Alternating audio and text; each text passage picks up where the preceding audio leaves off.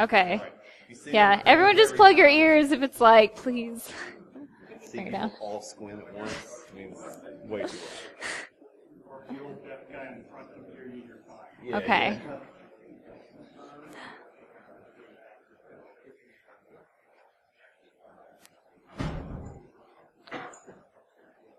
We have a couple seats up front if anyone wants to.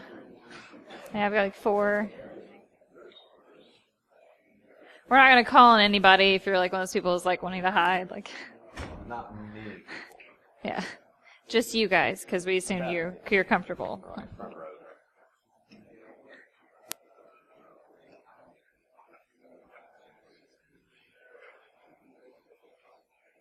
Check it out.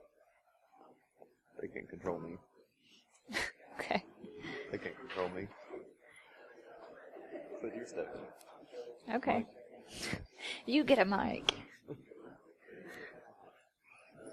Okay, we're probably good on time. They're shutting doors.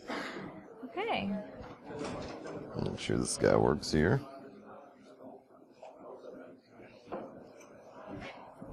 I'll stand over here. Okay. Are you going to change the slides? Or you want me to? Either one of us.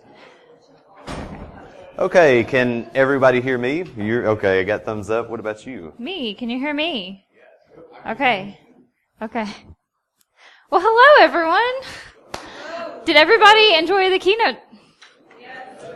I will personally start by saying I relate to these issues. I was diagnosed with OCD when I was probably 11 or 12. I have a very anxious mind. I overcame my OCD through years of hard work, but I still have a very anxious mindset. That's just how I am.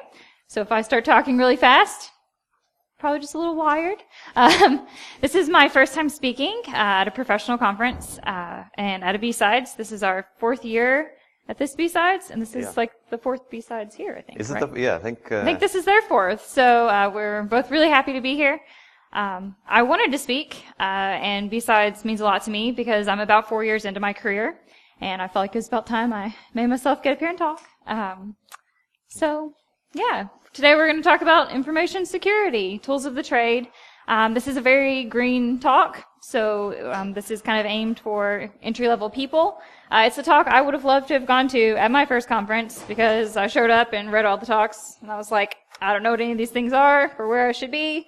So this is for the people that are new. Mm-hmm. It is basically the greenest of green talks, minus the whole.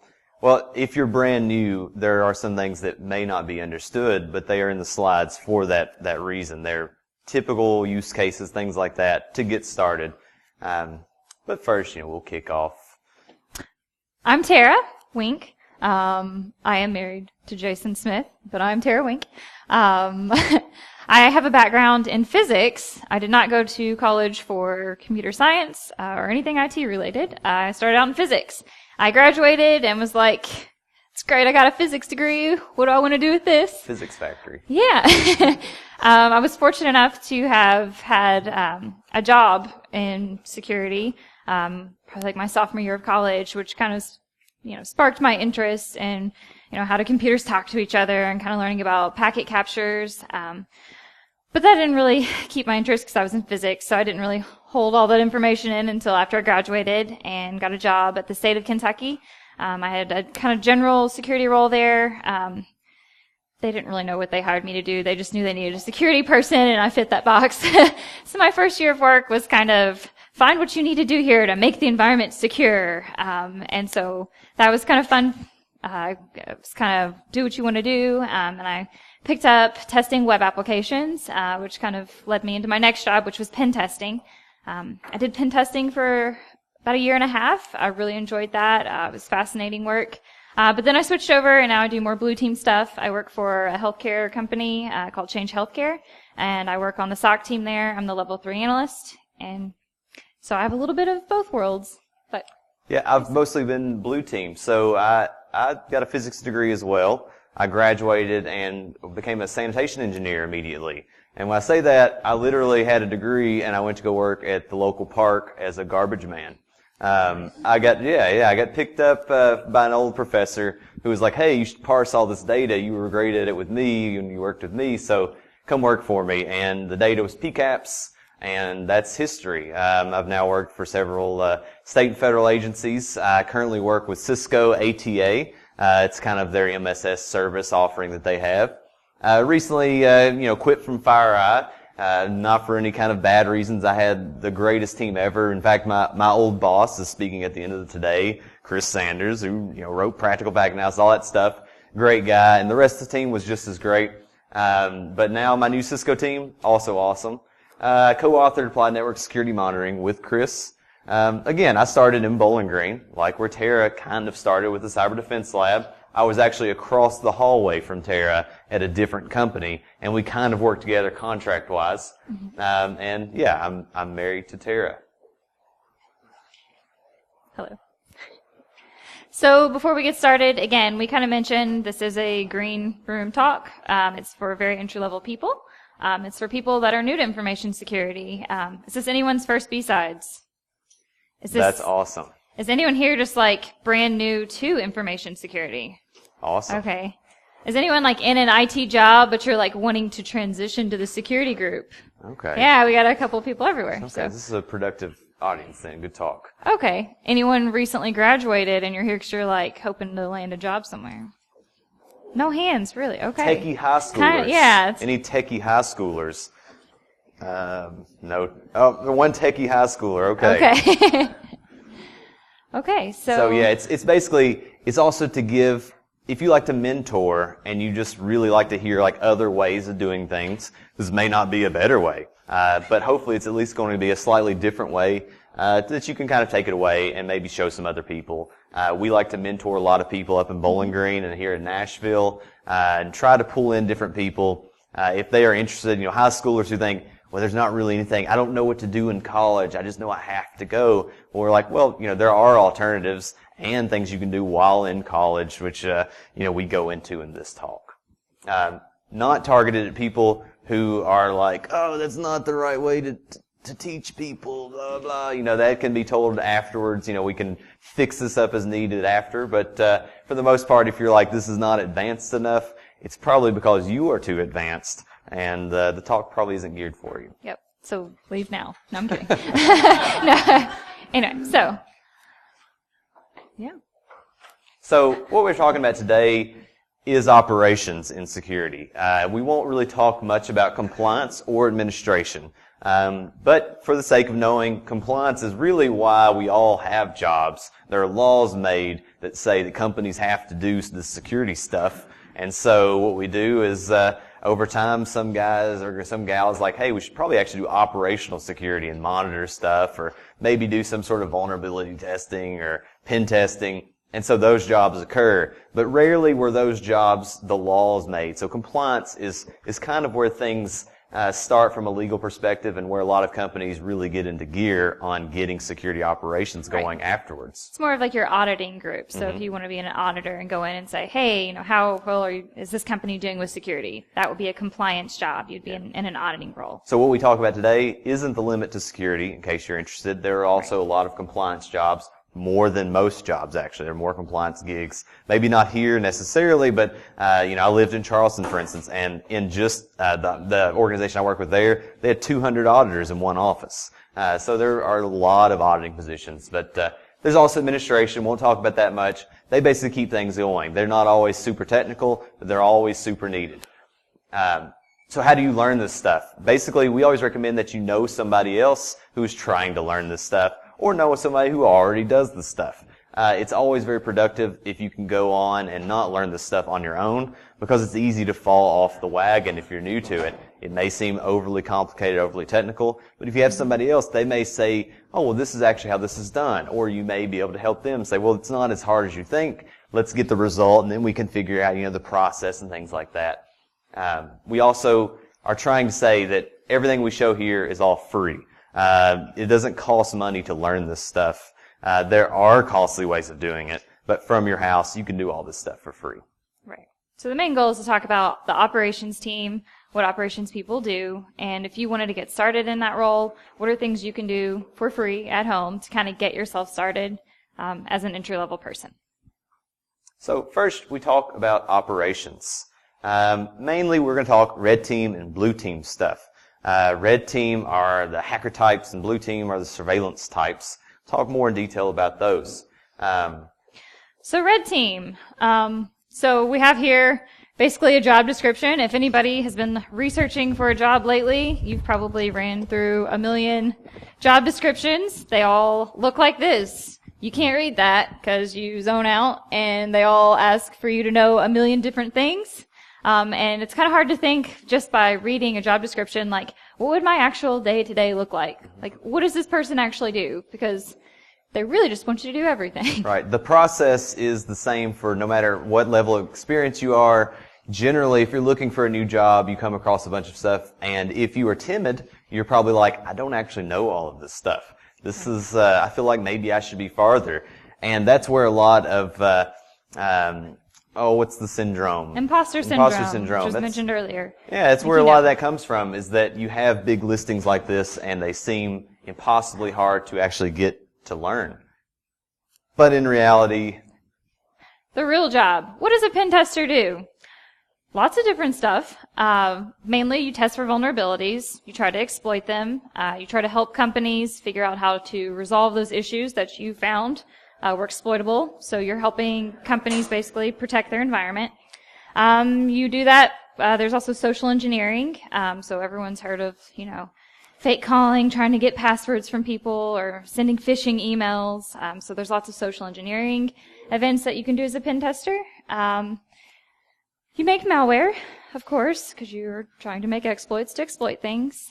So there's lots of, if you like coding, and, if you're really into figuring out how exploits work and you like coding, probably a job you'll really enjoy.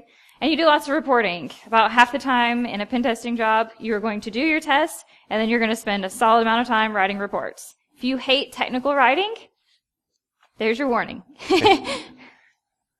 So, blue team, I love network security monitoring, obviously. We do network security monitoring, which is, monitoring network traffic going to and from different hosts and different networks and all kinds of good stuff, bad guys, good guys. We do host monitoring, which is usually a subset of that once we find bad stuff. Host monitoring is, going to the actual host device or something like that, maybe pulling logs, or maybe you already send them to some other searching tool. A lot of surveillance type stuff. We track bad guys and we track good guys alike, friendly detection or friendly asset detection, and also tracking bad guys. We analyze malware sometimes. So there are dedicated people to analyzing malware. There are dedicated people for network security monitoring. There are dedicated people for basically each one of these things. And the same can go for red team work as well, that in some gigs, you may be dedicated more towards one aspect of those. And in blue team gigs, you may be dedicated to one aspect of these. And some people are just, jack of all trades, that do a lot of different things. So Infosec is actually quite easy and fun, right? There's like 10 things at most. You can do red team and blue team, right?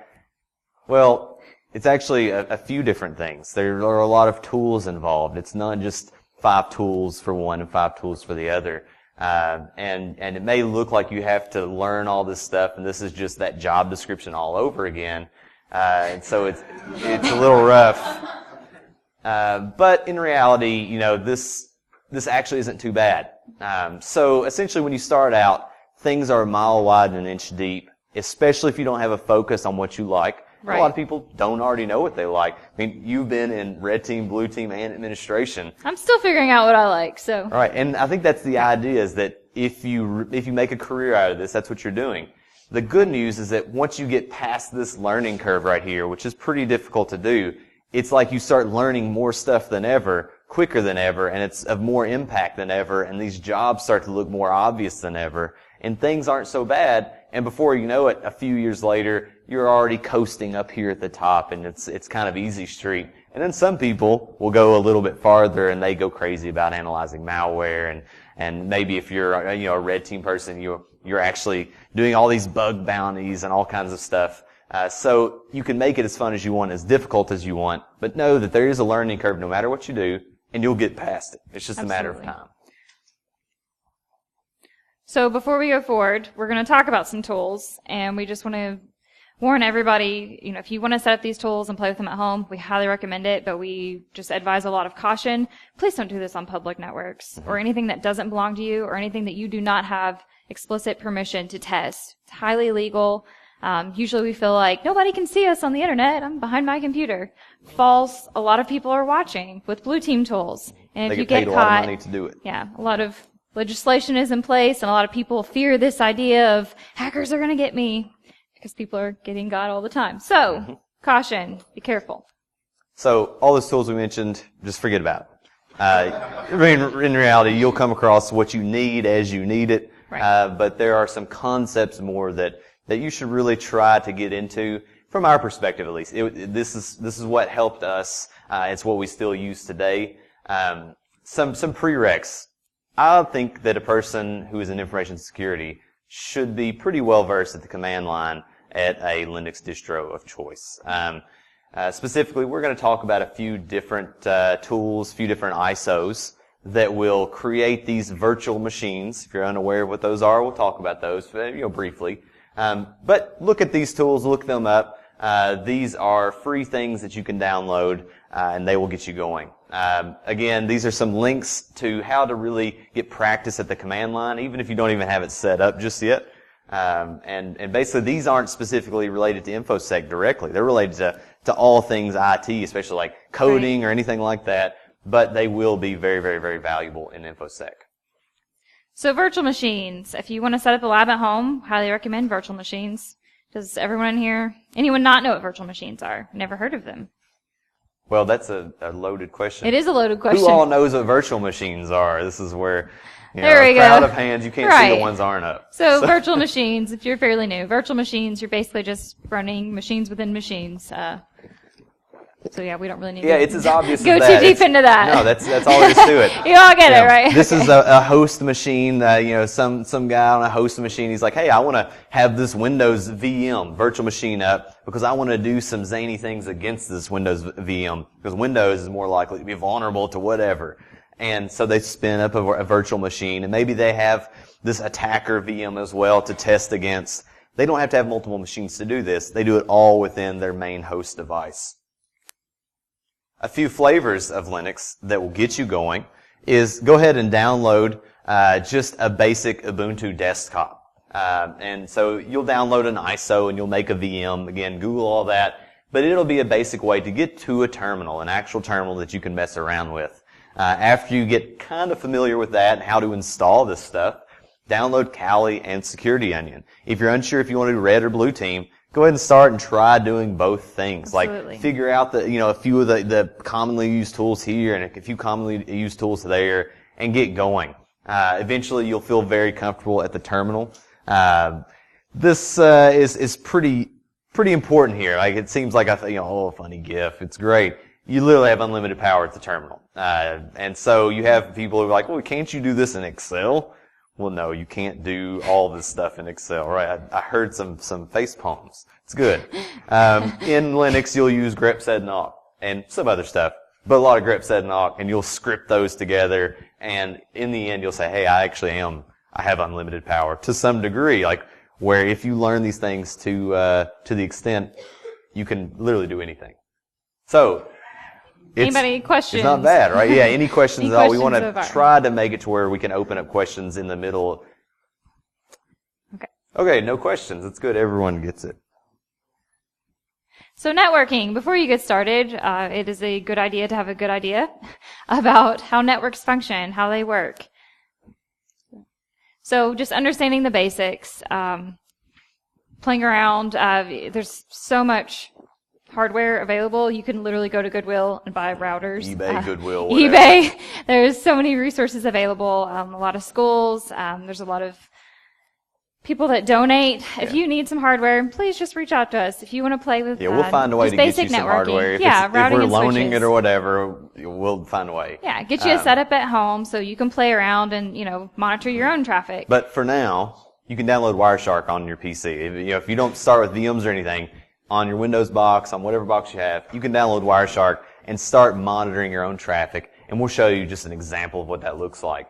If you really want to learn more about Wireshark, get Practical Pack Analysis version 3. There's the author right back there. Yeah, we will give away one of these today. It literally will get you started and basically ended in the basics of security monitoring and the advanced stuff in security monitoring and the command line stuff in security monitoring, or in It was packet the analysis. first security book I ever read. No joke. It's And not technically a Wireshark's security the most- book, so, but Well, it literally has tons of security examples, regular examples. absolutely.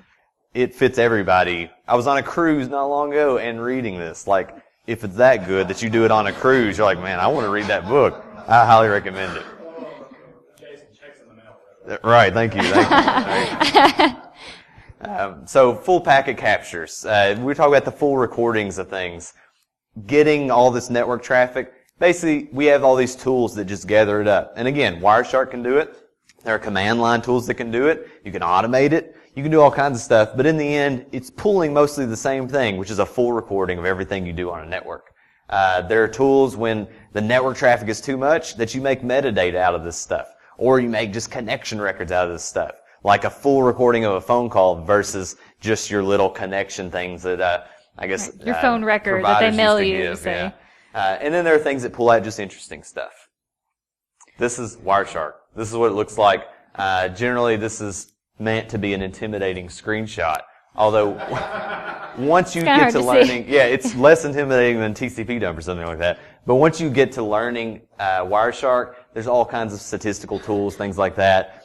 You can get it to do basically whatever you want to with packets. Right. And again, if that's too much information, there are tools that just pull metadata from that data so you get a better view of what you're actually searching for. We'll describe those a little bit in this blue team bit. Blue team work. It's basically surveillance, mostly. Here is Security Onion.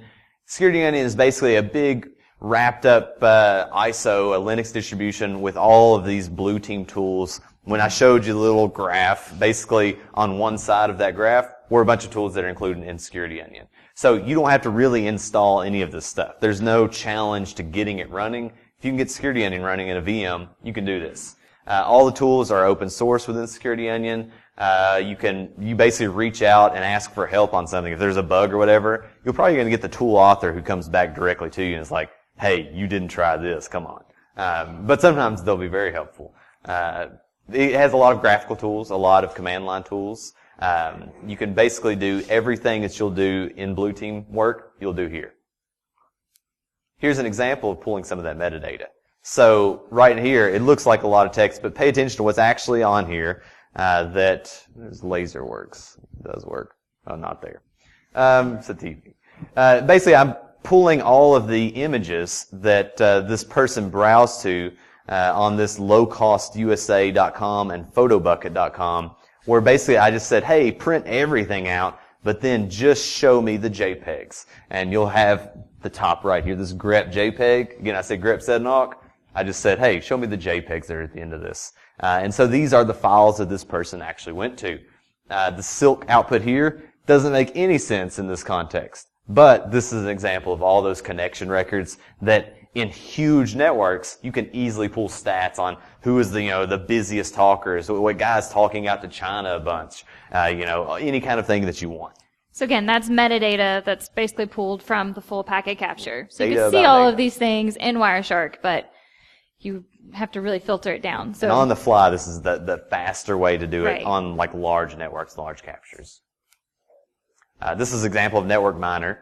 I just put a PCAP in, and out came all these pictures and credentials and all kinds of stuff, as you can see in the tab at the top. This is a little coffin I built. I put wheels on it, and it hasn't worked yet, but as in it hasn't killed me yet. I'll sell it to you. We'll talk later.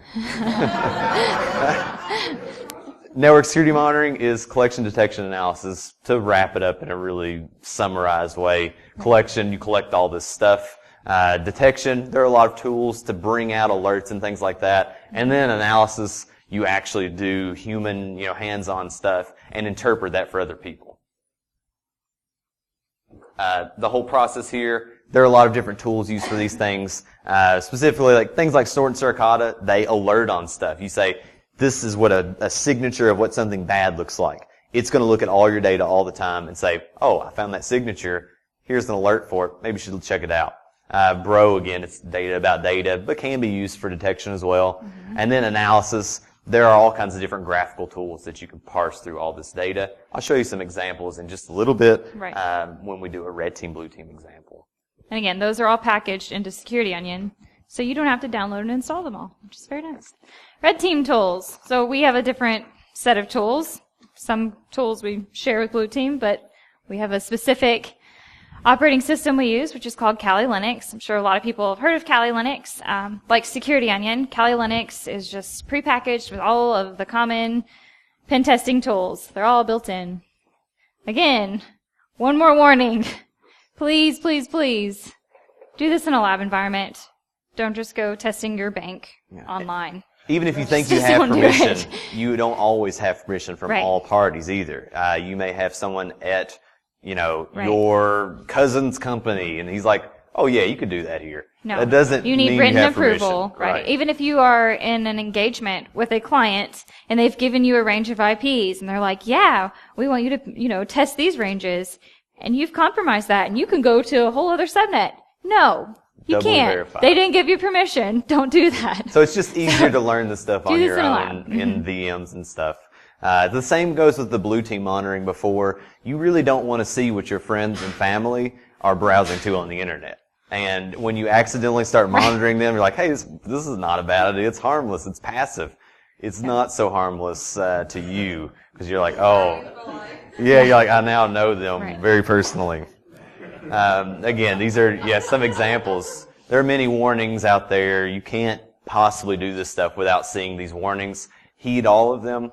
You have Aaron Schwartz isn't the best example of, a hacker or anything like that, but he is a good example of where the law really hammered down on a guy based on tons of different laws that they tried to put on him. In the end, they went through a bunch of legal proceedings, thought it was going to be nice and fine. He tried to make a plea agreement. They said no, so he hanged himself. He's dead now, and all because he wasn't even doing the stuff that we're talking about today, which in a minute will be like physically, or not physically attacking somebody, but it's basically they perceive it that way. And you have, in the end, they will crash down on you very hard. And again, people are paid to watch this stuff. So, what is a great way for you to set up something at home and practice? Well, we highly recommend, if you want to be a red team person, knowing the blue team side as well. So, downloading both Kali and Security Onion. Metasploitable 2 is basically just another operating system that is already vulnerable. You just have to turn it on, and you've got an operating system that has a bunch of vulnerable software ready for you to attack. You don't have to do anything, just turn it on. So you can, try attacking it from your Kali box. Try monitoring your attack with your Security Onion box. So, typical pen testing methodology. There's generally, I've heard different methodologies, but in summary, what you're going to start with is doing, a discovery or a mapping of the hosts that you're wanting to compromise. So you're going to start with like a network scan, see which hosts are out there, what services and ports are available for you to, attack. You're going to do an assessment on them. So you'll do some sort of, you could do manually vulnerability scan, or you could run scanners. There's lots of free scanners available.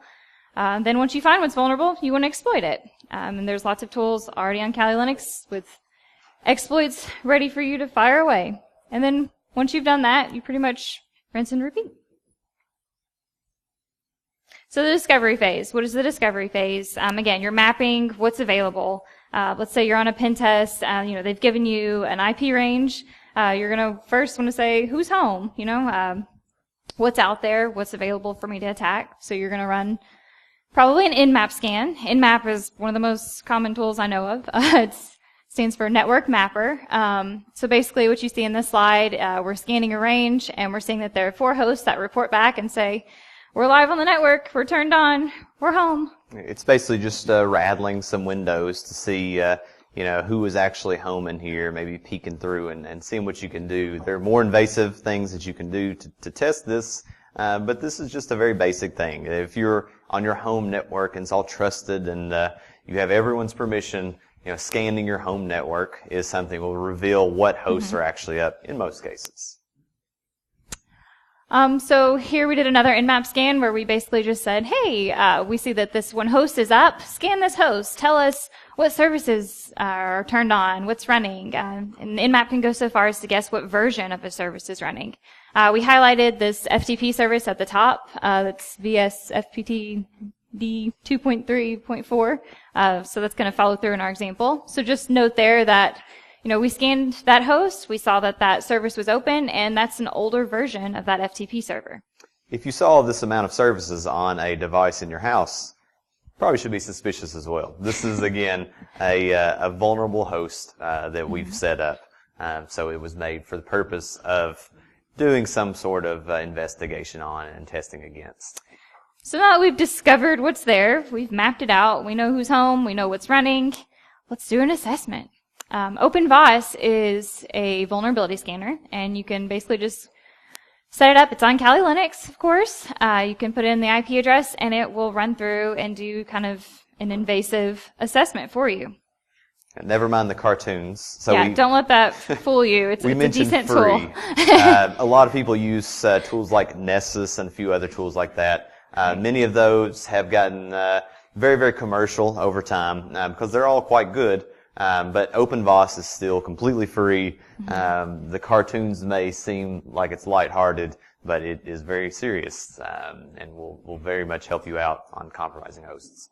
So here's a result from this scan for that host. I think you can. Did we highlight the? There should be a finding for the FTP server on here. Yeah, but basically, it spits out a result saying, "Hey, here's what OpenVOS found. These are the services that we found are running. Here's how severe this exploit is." It gives you a guess at how likely they think their test was to be accurate. So we found where is it at? It's about a little lower. Okay, yeah, it's kind of in the mid-screen, but it says, hey, we think there's a 99% chance that this is actually a legitimate thing that we can exploit. If you click into that, again, it tells you this is what we found. It's this version, and it's affected. There's an exploit available. There's references at the bottom, so you can go study about why that was vulnerable. Please do each time. Absolutely. They won't make sense at first, but over time, these things will make more and more sense. You'll see that they're more and more common. It's like, oh, well, some sort of, this vulnerability, figure out what the terminology is. And you can't really see that at all. Okay. Well, basically, we're moving on to the exploitation phase. So now we found our vulnerability, and now we want to exploit it. We know that it's vulnerable. Metasploit is everyone pretty much heard of Metasploit? Okay, so Metasploit, this is MSF console, which is just like the interface to Metasploit on the command line. There we go. So basically we power it up and we say, hey, let's search through your database and tell me if you already have an exploit built for me because I don't know how to create malware yet, I'm just starting. Tell me if you have an exploit in here. So we search through and sure enough, there's an exploit already saved in its database, ready. All you have to do is tailor it to your host that you want to attack. To summarize, Metasploit's an exploitation framework that you can kick up, and chances are it's probably going to have something for most things that OpenVOS is going to report back to you. Especially if it's like a high risk, 99% chance it's vulnerable, you're probably going to find something in Metasploit for it. Even if it's pretty modern, you will be able to find it online or be able to load it in.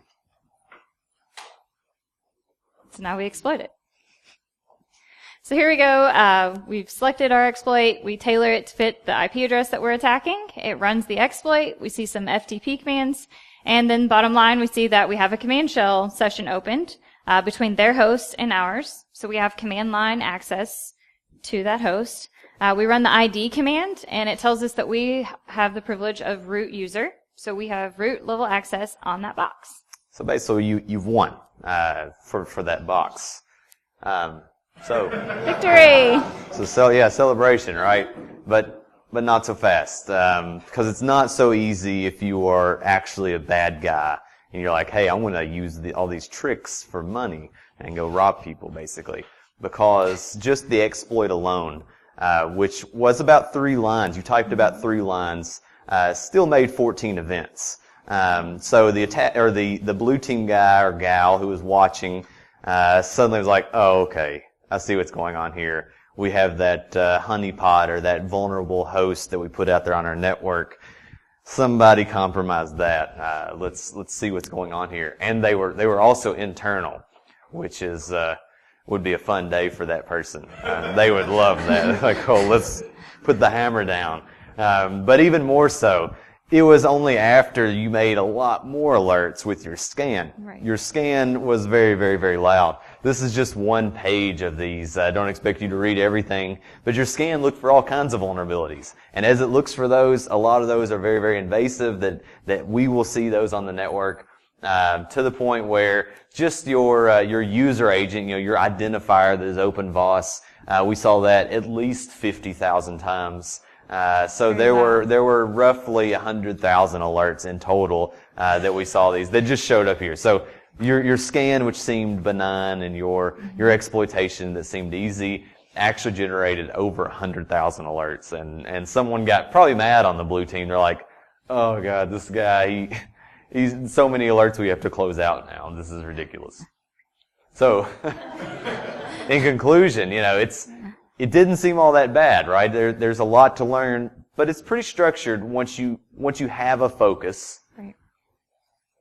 It's all quite fun, once you get used to it. At first, it may seem overburdening. It may seem like it's very difficult, especially if you're alone in learning it, but you're not alone in learning it if you'll reach out to people. Like, don't feel so shy that you can't reach out to people online or in person. People give talks like this quite a bit at different conferences, different BSides, if you just reach out to them. So, for instance, I'll be in the fishbowl for a while. The room's down here. I'll be with the Rural Technology Fund talking about some stuff. If you want to know more about some of the stuff you don't already know, come talk to me. I may not know what I'm talking about on what you ask me. I may know a lot. I'll definitely be able to reference you to something and reference you to somebody. To summarize, the blue team stuff is collection, detection, analysis. We do surveillance work, and then we try to detect bad stuff. We don't care about monitoring good stuff for the most part, outside of knowing what is a critical asset or what is a very valuable thing on the network. We care about that stuff because we want to defend against it. Anything attacking all that. We do detection based on those alerting. That's what actually catches the baddies. But then you have 100,000 alerts to go through where we do analysis and we say, this was the actual exploitation. Again, 100,000 alerts, only 14 of those made up an actual exploit that compromised the host. So it's a matter of verifying that there was a compromised host, not just a scanned host. Because on the internet, if you're exposed to the internet, everyone is scanning you all the time. So red team people, again, we're doing the opposite, but what we're doing is to support and help companies, not because we want to just feel good about our pen testing skills. You're wanting to help the company by testing the resources that they gave you permission to test. You're wanting to do that as quietly as possible so that blue team doesn't detect you, because, we want to mimic what a legitimate attacker would do. Most attacks, people have months and years to work on breaking into something, whereas when you have a pen test, you may just have a week or two to do your job. So you want to do the best job you can, be very thorough. Again, the methodology of discovering, what's out there, what do they have. I've tested some companies that, we're like, hey, we see you have all this stuff running, and they're like, we didn't know about that. Every company will so be again, like that. Even that phase is very important. What do you see running, and being very thorough about that, doing a good assessment of it, what's vulnerable. Some companies don't want you to exploit things. They just want you to do a really good vulnerability scan, and then tell them, hey, here's what we found, here's what's vulnerable, you need to patch these things. We don't actually know how severe they are or if they can be exploited, so maybe you stop there. Then other people do want you to go ahead and say, we really want to prove to the guys upstairs that this is bad stuff, so make this as bad as you can, exploit everything, own our network, show how bad this could really get.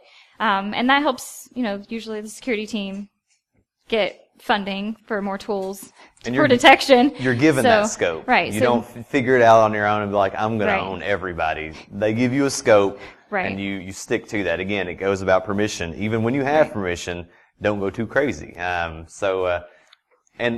I guess lastly, the other stuff here is that, I talk about compliance administration briefly in the beginning, and even though we aren't doing compliance or administration, we know a ton of people who are. They do keep everything running. They are the ones who are actually trying to reduce that attack surface all the time. Right. They're keeping your company legal. They're keeping your security department intact. They are, while we talked about operations, you could talk for days on compliance and days on administration. Absolutely. And I think the main point is that everybody's trying to work together. Yeah, red team's really cool. It's kind of portrayed as the sexier side of security because you're a hacker and it's so cool. But blue team is just as important. And I've played both roles so far, and I can honestly say that by being a red team person, it's made me much better as a blue team person now.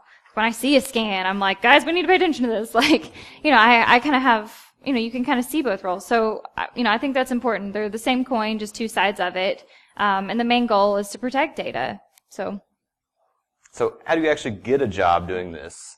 You don't want to go into interviews and feel very nervous because you don't know anything. You can't expect, in most cases, to get a job and then start learning. That's the thing about information security, is that there are few jobs available to people who are not currently skilled. And a lot of times when a place is hiring, it's because they have no one, or they have no one skilled currently. So don't expect to even go to a place if you get that job and be able to easily learn. Your key is actually taking it and trying to make a passion out of it. And a lot of times, again, that comes to knowing somebody else and trying to bring people together to maybe learn it with you, because it's so much easier to stay on it if you do that. Certs, they're great, but they'll get you through the door to an interview. Right. But don't rely on a cert. Don't think that you can say, oh, well, I could either learn this on my own for, weeks and months at a time, or I could do this week course and be done. It takes more than a week to learn this stuff. And usually people anyways don't have the money for those week courses when they start out, because they're not actually in a job anyways. So get experience. To add on to what he was saying about when you're researching jobs, and they have 15 to 20 bullets of, we want somebody that can do this, this, this, and this. I've interviewed for many roles where I maybe only knew 3 to 5 of those bullets, that I felt like I'm moderately confident I can talk about these things. And that's okay. Most people just, a lot of people are posting because they want a superstar that can do everything. But that doesn't mean that they don't want someone that can do 5 of those things really well. They understand. I feel like our community knows, it's really hard to find somebody that just knows all of it. There's way too much to know. And I do think the community is very understanding. So don't let that hold you back from applying to jobs that are interesting to you, because you will get there. It just takes time to get up that learning curve. And maybe most importantly, it's good to make this a career if you really jump into it and spend all this time, especially if you're in a job and you have to learn this after work and you're spending nights and stuff. Just make it a career. Start going to, you're already here, so it's already a good sign. But contribute at BSides, things like that. They always need help. If you like to code, take on a security project. That's a great way to get really interested and get other people interested in you in the community as well. And once you grow forward, maybe either contribute or start a technical blog. Maybe nobody will read it, but you will have been blogging things, and actually later on down the road, you'll be able to look back and be like, I remember when I was doing that, and it'll be good. So. Questions? Anybody? Yes. Are there any actual packet capture tools that aren't built on libpcap? They're on libpcap specifically. That's a good question. What do you think, Chris? I asked why something else. Libpcap's the standard, right? So there's a reason it's a standard. It's all these tools to build around it. And I don't think when you talk about building on libpcap, generally they're probably going to parse whatever the other tools are probably going to parse the PCAP format anyway. So I would say it doesn't necessarily matter so much as long as they read a PCAP file format, because that's the standard. Mm-hmm. You had a question?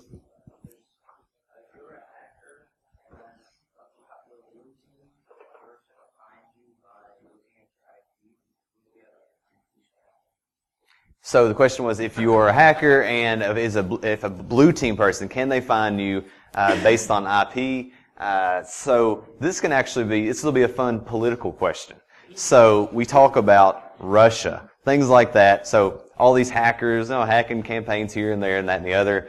It's quite challenging sometimes if you're a very, very skilled attacker it'll be challenging for a blue team person to guarantee with 100% accuracy that yes, this person is from Russia. That they didn't, like you said scramble. Well, a lot of people, what they do is they proxy around. So I may be in the U.S., like I may be right here, and I may, buy some proxy, which means I route my traffic basically through another place, and then through another place, and then I attack from there. Well, from most blue teamers' perspectives, especially if you don't have access to a ton of intel or a ton of connections, outside of some very large organizations, it's going to be hard for the random person to be like, oh, I bet that actually they were here, because it's going to look like Russia. It's going to look like Ukraine or somewhere like that. So, yeah, right. So yeah, it's very hard to confirm if the source that you're seeing is actually that source. But the good news from the blue team perspective is that not everyone is that smart. And a lot of places, as far as like running those down, it's still not necessarily like, if your question is actually, can I actually do this and make some money by proxying through Ukraine? Maybe for a while, but I wouldn't recommend it. In a pen testing like engagement where, a company's paid you to come in, usually all of the pen testers will give the company like I was testing from my house, so I just gave them my home IP address. That way, the blue team, usually they won't tell, the blue team people that a pen test is happening. They'll wait and see if they catch it. But normally, we'll go ahead and give somebody our IP addresses. When they do detect it, they have a way to say, okay, well, let's confirm that's not a legitimate attack. Okay, yeah, we paid this company to come in. That way they know that it was, something they asked for, not a true attack on their environment. So how often would it come up that you'd be dealing with backfill production servers? How often would it come up that you're dealing with production servers in work? You're right.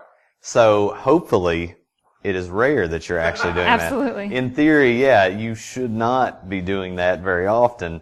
But so from a detection perspective, you should always be monitoring things in production. Oh, that's a good point. From a pen testing perspective, it depends on what it is. When you exploit things, sometimes we take servers down. We may request that they, use something that's in their QA environment so that, they'll just, make a backup copy and let us attack that. It really depends on what the resource is and how important it is. Or we've had companies that request, hey, we want you to do a big vulnerability scan. That sometimes that can hurt the bandwidth or really take them offline. So they may request we do that at nighttime. So that way they have time to recover if there's an issue. Yeah.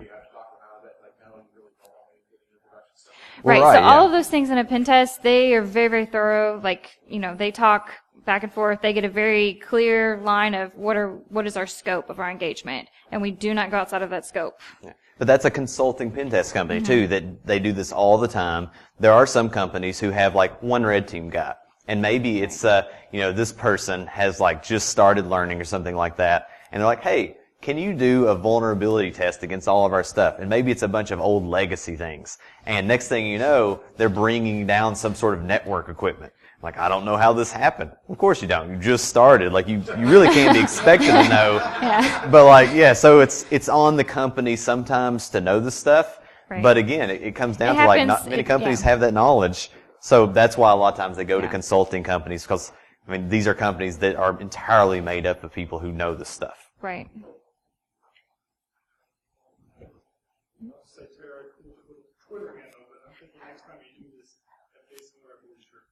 We tried to, but all of his blue shirts, the centers were wrinkled funny, and I was like, "That's wrinkled funny." He's like, "All my shirts are like this." Yeah, I work from home, so we need to get you some more shirts, bro. Dress clothes. What is this? They're all wrinkled. Okay, yeah. Wear some linen or something that's naturally wrinkly. So. Yes. Well, I might amplify one point I think you were making. Part of where I've learned some of what I've done is by working in volunteer organizations and helping to set up, and then that also let me pull off a little bit of a corner that I can go from both sides. Okay, yeah, that's true. You just got to be careful about the stuff that you don't know that you don't know. Absolutely, yeah. Be honest with yourself too on that. Sometimes an inexperienced security person is better, and sometimes worse than no security person. Absolutely. Good point. Yeah. How will they learn? Anybody else? There's no more questions. Yeah, we will give away some stuff. Yeah. Ta-da. Okay, so I'll be the Price is Right show person here. Okay. I guess we need this now. I guess you don't. Tell them what we have. No, let me hold it. Oh. I'll be the Vanna. Da-da-da. So this is Practical Packet Analysis by Chris Sanders. This is version 3. It is flawless. That's right. It comes with a Rural Technology Fund card in here because they are the ones who have pushed this forward. Rural Technology Fund, again, you've already heard me probably before this talk, but they are an organization, a nonprofit that goes around and make sure that rural schools and rural areas have the opportunities, or at least close to the opportunities, that more urban schools have. A lot of urban schools have tons of funding, sometimes too much funding that they don't even know what to do with. This is a means of giving rural areas, 3D printers and, labs of Chromebooks and things like that. Raspberry Pis. Yeah, Raspberry Pis. If they have a need, especially if it's a need for like a dispersed classroom, chances are the Rural Technology Fund can provide, especially if they reach out. There's means of reaching out to the Rural Technology Fund if you're with a rural school or something like that. There's a means of recommending. You can reach out directly to them. And they will hopefully provide if they can. I think last year they impacted 10,000 children, and this year they are already. What is the number? Probably already at 12,000 already. So, and this is it's on behalf of Chris Sanders. Again, he runs the Rural Technology Fund and really puts in a ton of work on it, to the point that he also has, again, the Rural Technology Fund has a booth as well over in the Fishbowl. It's not just a giveaway there for another copy of this, but they're also giving away classes for his training program, which you can go see him again immediately after this, and he'll talk to you all about it. But it's about $1,500 worth of stuff. It's a silent auction over there. So chances are you can probably grab up an $800 packet analysis class for less than $800 probably. But I highly recommend you go there as soon as possible, whenever you can. But for the now, book, yeah, the for book now. is what we're giving away, and the book is really awesome. Again, this is one of the first books that I started with. It's how do I use Wireshark? How do I capture, PCAP?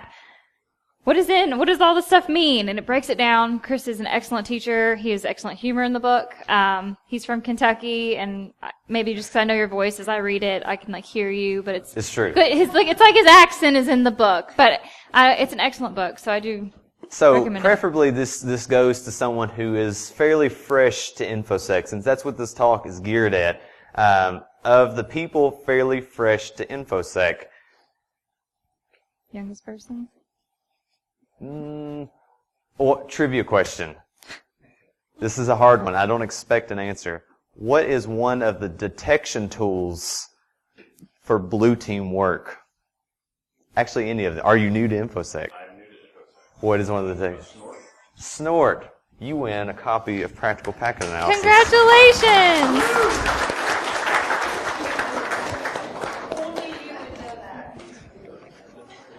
Your keynote speaker, the Defensive Security Handbook, which was recently released, and a lot of other goodies that you will have to discover once you win this.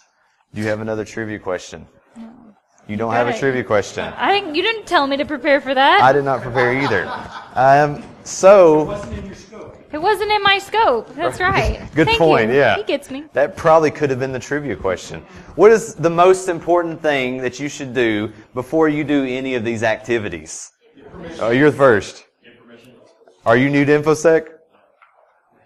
I don't know if I said new to Infosec. My hands up. Who said what? I said give permission. Are y'all together? No. Okay. I feel like everything going to the same house would be somehow wrong. No, we all three took the same Cisco routers class. Cisco people as well, taking Cisco classes. Okay, pulling on my heartstrings. Cisco's watching this at least. Okay, well, we appreciate everything. Again, please make it over to the RTF booth and have a If anyone good has day. questions about jobs, come talk to us. We'd be happy to tell Absolutely. you about those roles. All right, thank you very much.